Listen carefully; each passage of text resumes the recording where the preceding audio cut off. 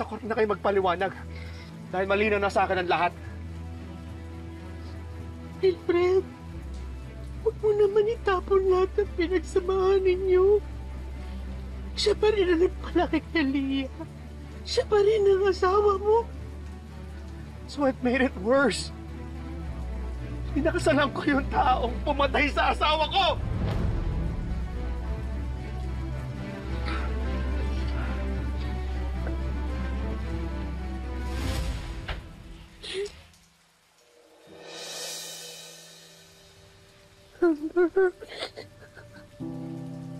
Please don't say anything anymore.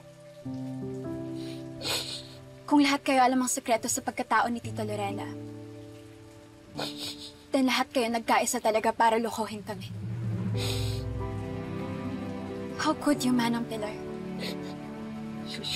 Sorry, alam kong walang sasapat na paliwanag sa ngayon. Wala ako sa lugar para humingi pa ng pabor, pero bantayan mo si Leah.